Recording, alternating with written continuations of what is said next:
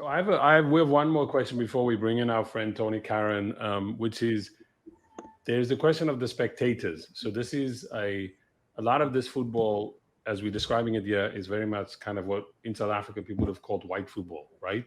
Mm-hmm. But it's not the case, and I know you've written about this. This game, this NFL, when it runs from 59, I think till 77, it's probably one of the most popular spectator sports in South Africa, and there's lots of black fans who goes to these games, and I'm curious to sort of Absolutely. like how they interact with this as fans, like what is their relationship Mm-hmm. to this league, because I know that, and I've read you've written about Durban City when something like, I don't think it was like 3 or 4 buses are going up to Joburg so they can go play Jewish Guild in the final. So just a little bit about the fact that this is definitely white football, but they have black fans, and maybe Absolutely. just to get into that a bit.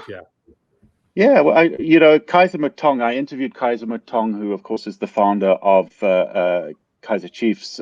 He told me that when he was a youngster, he would go watch Highlands Park play at the Balfour Ground, which is where Jewish Guild played. And he reminded me that he sat in segregated stands and he watched players such as Willie McIntosh, a former Scottish international. He watched him play in South Africa, but only got to play with him when he went to Atlanta Chiefs in 1967, 1968.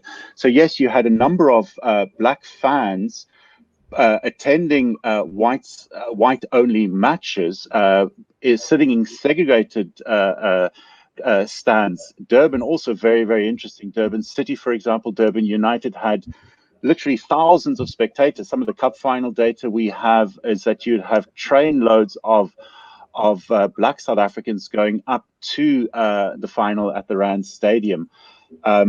Fascinating. Also, you have football programs. If you think of the football programs that we buy when we attend football matches, you would have a football program for Durban City, for example. They would have a non-European section in the football program. So you'd have non-European supporters speaking about issues confronting their team. And then the following page, you'd have the European supporters section. So while we did have black support of these white clubs, it was strictly and clearly through the lens of apartheid. It was segregated.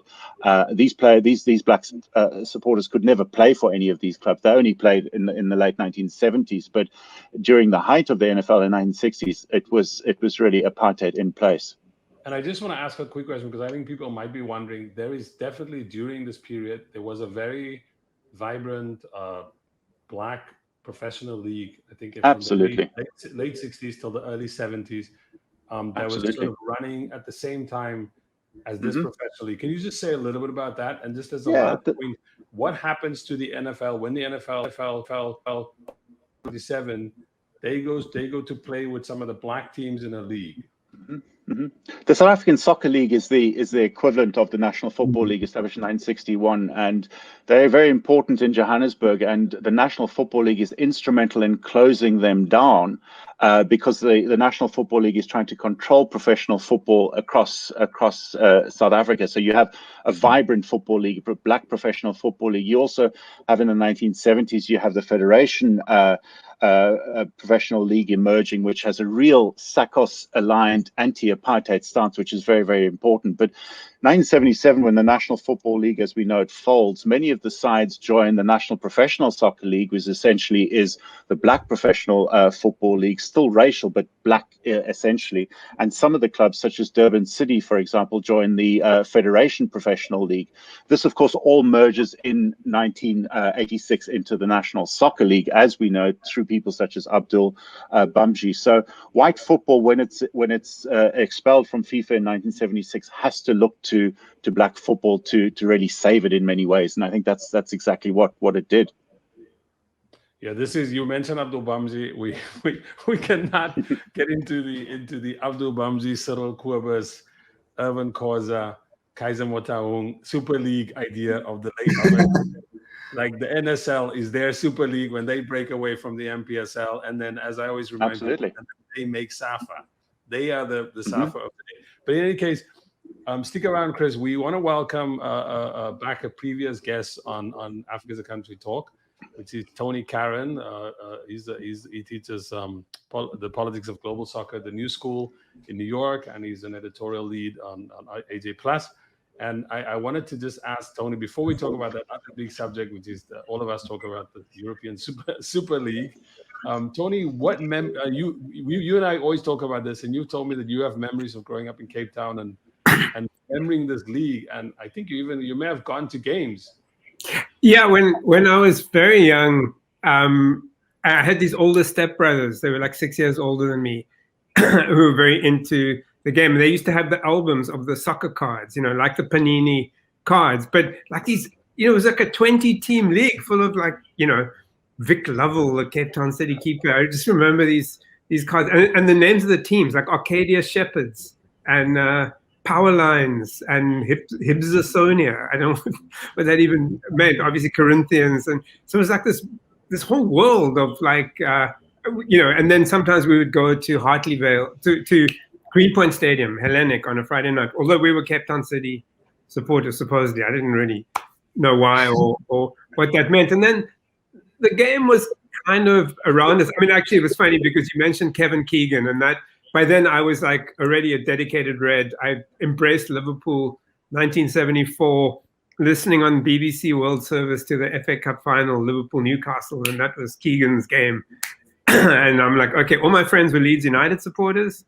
I'm like, Liverpool.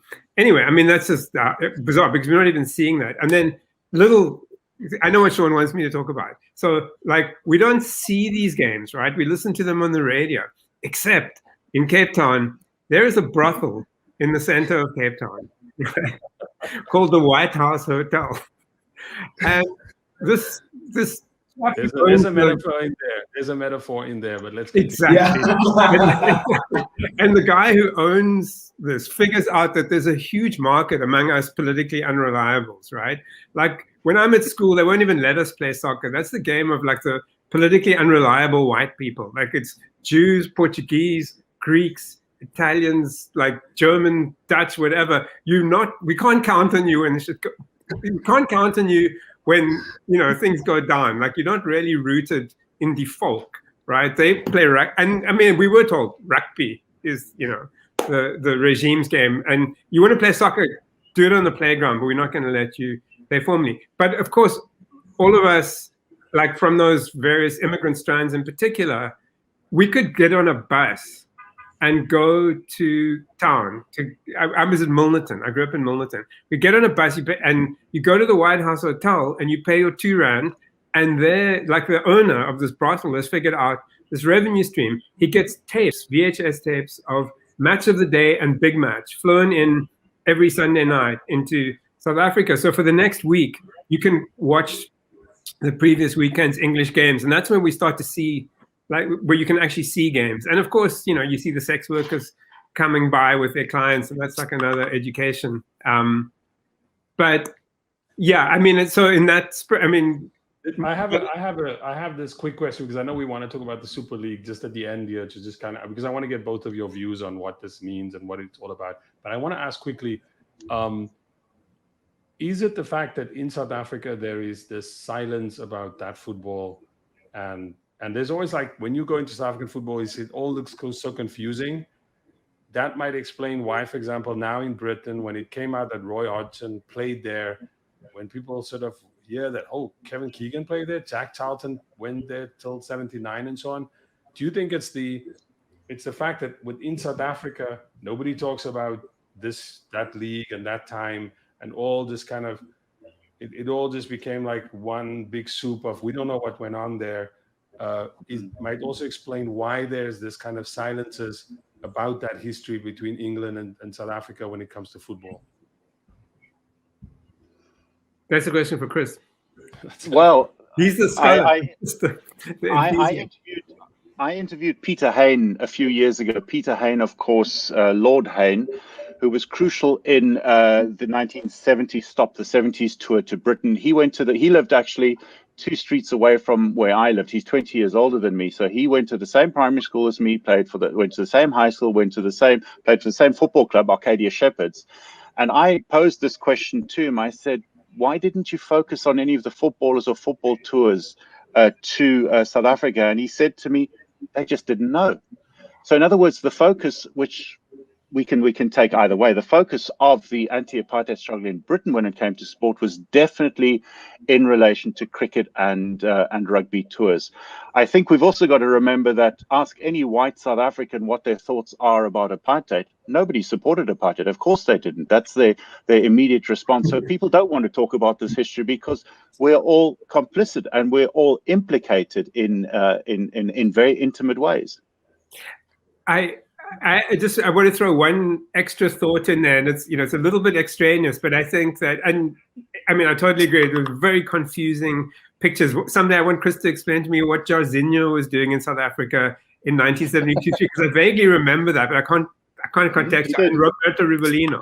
But what I do think is really interesting is if you go back to the late 80s in South Africa, right? The only white people going into Soweto are riot police, white comrades of the movement, right, who are going in to do activist work, and a small handful of Jimmy Joubert, Noel Cousins, like basically white working class footballers who come from communities whose politics is a million miles away from the comrades, much closer probably to the riot police, actually. But they are the first white South Africans outside of a political context who are working for black bosses.